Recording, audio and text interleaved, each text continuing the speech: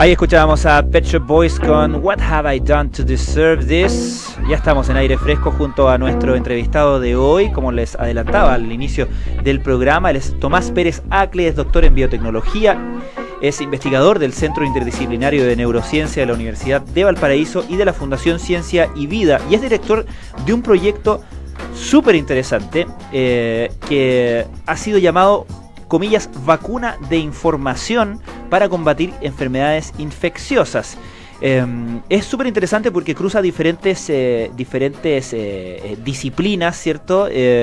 Diferentes datos. Tomás se dedica al modelamiento matemático en gran medida. Entonces han desarrollado o han trabajado con modelos de dispersión, de contagio de enfermedades, pero también usando el tema y los patrones de dispersión no solamente de las enfermedades, sino que de la información y de la información falsa, ¿o no, Tomás? Así es, así es. Bueno, muchas gracias por invitarme. Cuéntanos, partamos por lo básico. ¿Qué es a qué denominan una vacuna de información? Bueno, una cosa que es súper importante y creo que vale la pena mencionarlo es que primero tenemos que entender cómo funciona una vacuna normal, la vacuna que a todos nos ponen cuando somos pequeños y a lo largo de nuestra vida, ¿no?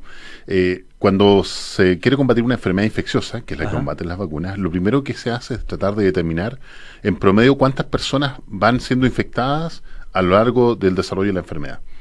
Por ejemplo, si yo te infecto a ti y tú infectas a otra persona y esa otra persona infecta a otra, al final tenemos un número promedio de que cada infectado infecta a una sola persona. Perfecto. Si pasa eso, no tenemos que preocuparnos, tenemos que sentarnos a esperar porque a la larga la enfermedad va a desaparecer. En alguna parte lo vamos a detener. Pues solo porque nuestro sistema inmune va a ser capaz de combatir la enfermedad. Claro. Eso es lo que se llama una enfermedad endémica, es decir, está radicada en un solo lugar y no se expande. Por otro lado están las pandemias, como la HIV, como la influenza o como el ébola, que son capaces de extenderse más allá de la zona de la cual parten.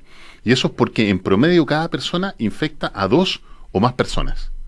Por lo tanto, a medida que esas 2 personas infectan a cada una a 2, ya tenemos 4, esas 4 infectan a 2 cada una, subimos a 16 y va creciendo la cantidad de personas infectadas, lo que decimos nosotros geométricamente, se va multiplicando rápidamente.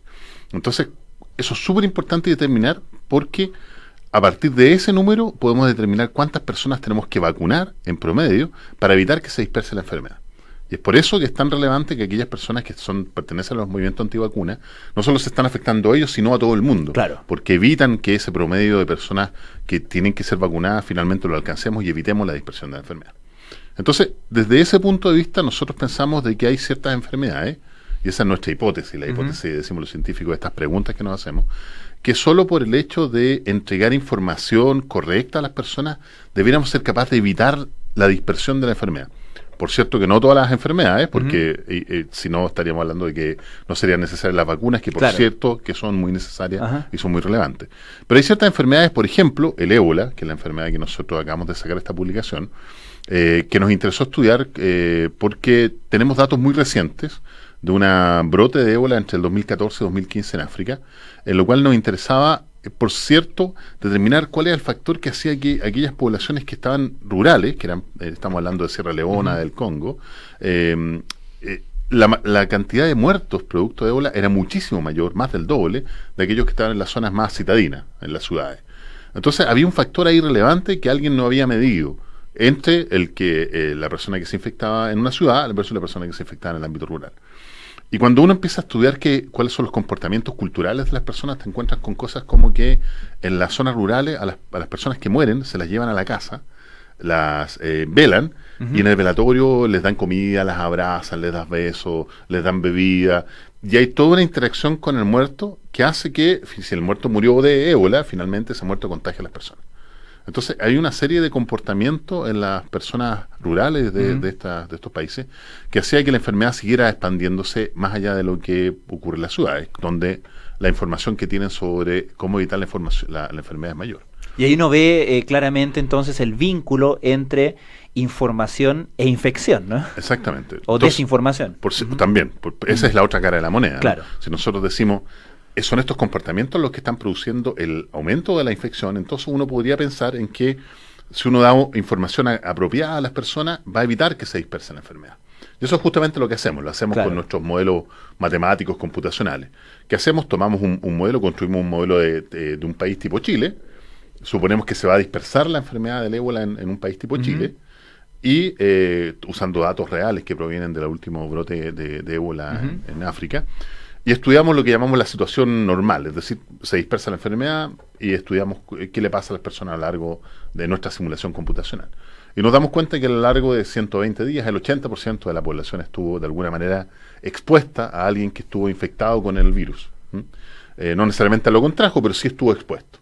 Por otro lado, si nosotros en esta misma situación le entregamos información correcta a las personas de esta simulación, les decimos, quédense en sus casas, si va a toser, cúbrese la nariz, use guantes, digamos, si hay un muerto, no lo toque, ese tipo de situaciones, te das cuenta que en la misma situación de simulación, menos del 20% de la población estuvo expuesta a la enfermedad. Te quería preguntar, Tomás, que yo creo que es bien útil para que nuestros auditores entiendan bien este tema. Por un lado, ¿por qué trabajar con una enfermedad que no tenemos acá, como es el ébola? Sí.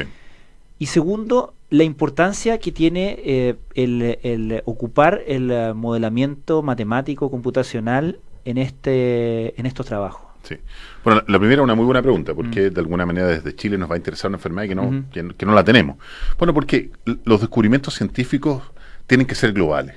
Si nosotros estamos aportando a la ciencia y queremos promover una idea que queremos que el mundo adopte como una idea verdadera, que es un descubrimiento científico, tenemos que pensarlo globalmente. Y el ébola, por cierto, que es una enfermedad muy terrible, produce mucho pánico, y las veces que ha ocurrido estos brotes, finalmente incluso ha terminado gente muerta infectada en Europa, en Estados Unidos. Por lo tanto, hay un componente de pánico y de globalidad muy relevante. Entonces hay un interés global en entender no solamente la enfermedad propiamente tal, sino que, como lo hacen ustedes, los patrones de contagio, ¿no? Claro, y no solo los de contagio, sino cómo poder luchar contra esta enfermedad. Particularmente en aquellos países, estamos hablando de Sierra Leona, estamos hablando de África del Norte, estamos hablando de lugares donde llegar con vacunas o con tratamiento es muy difícil, no existe vacuna para el ébola por el minuto. Okay, entonces, desde ese punto de vista, si uno pudiera establecer un protocolo, una forma de entregar cierta información para que la gente evite el contagio, sería muy importante. El impacto potencial es muy grande. Y eso es la primera cosa.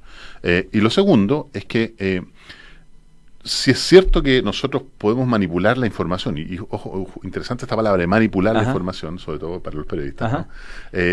Entonces, para evitar la dispersión de una enfermedad infecciosa, seguramente no va a ser posible evitar la dispersión de todas las enfermedades. Porque hay ciertas enfermedades cuyo promedio de infectados por cada infectado, es decir, cuántas personas en promedio cada infectado infecta, es muy alta. Por ejemplo, el resfrío común tiene en promedio estamos hablando de 15 a 20 personas. Claro. Entonces, por mucho que yo le dé información a la gente, a lo mejor en promedio voy a bajar de 15 a 4 o a 5, pero va a seguir siendo un número muy alto. En cambio, el ébola tiene la gracia o la característica de que tiene en promedio entre 2 y 3 personas. O sea, cada infectado infecta a 2 y 3 personas. Por lo tanto, si es posible que nosotros manipulemos la información para evitar el contagio, tiene que ser solo posible en aquellas enfermedades en que en promedio cada infectado infecta a 2 o 3 personas. Ya.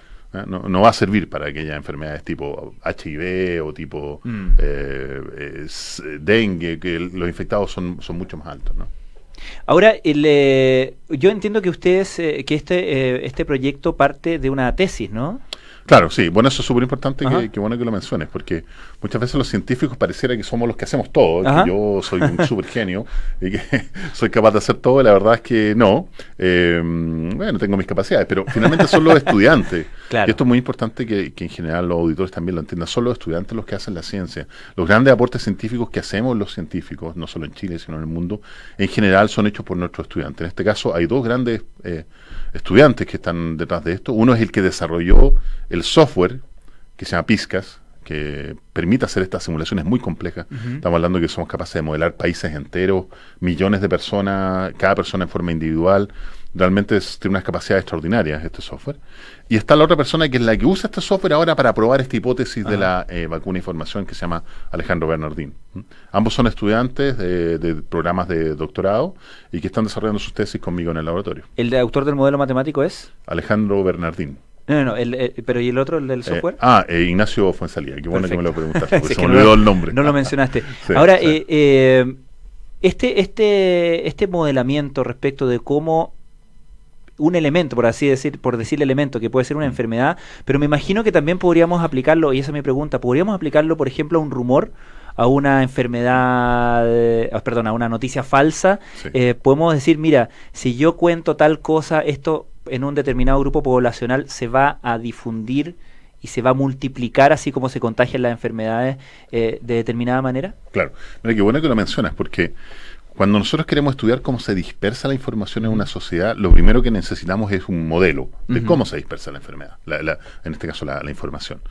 Y desde hace algunos años atrás, los sociólogos, particularmente los que les interesan los medios digitales, se han preocupado de este fenómeno de las fake news o de los Claro. rumores, que se esparcen de una manera muchísimo más rápida que la información correcta o la información fidedigna, ¿no?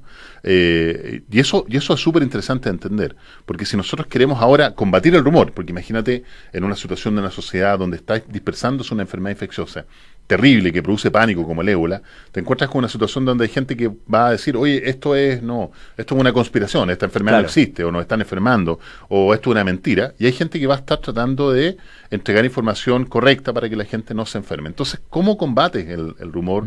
La única forma de hacerlo es que tú tienes que entender la estructura de los rumores, y la estructura de los rumores y la enfermedad y las noticias falsas ya está muy bien caracterizado. Toda noticia falsa o rumor apela a tu emoción. El típico ejemplo, que particularmente en el ámbito antivacunas, es que van a ver una foto en Facebook, que ha sido de un niñito muy bien, de muy buena salud, Muy 2, sano, 3 años, y en la foto al lado aparece a lo mejor el mismo niñito, casi babeándose y con la mirada perdida, y abajo aparece una nota que dice, este es mi hijo, a los 4 años, después lo vacuné contra la rubiola, por ejemplo, y se volvió autista, y al hacer los estudios, el médico de la clínica Mayo dijo que efectivamente fue la vacuna, y por lo tanto ya hay un paper que dice que los científicos estamos, haciendo una conspiración con la farmacéutica, Claro. y te cuentan toda una historia que te apela a la emoción, de que tú, sin ni siquiera pensarlo 2 veces, dado que te encuentras emocionado, que te movieron desde adentro, sencillamente la compartes. Claro. Pero resulta que al otro lado te encuentras con la información fidedigna. Y la información fidedigna va a decir, las vacunas no desarrollan autismo. Es racional, no es emotiva. No es emotiva, es Claro. racional, trata de apelar a la racionalidad, Sí. de decirte, no, usted tiene que ser un ser racional. Y nosotros estamos lejos de ser racionales, ni siquiera los científicos lo son. Me acordé porque estaba escuchando que hay un brote actual de ébola en Congo. Dice que en 9 meses casi 900 muertos.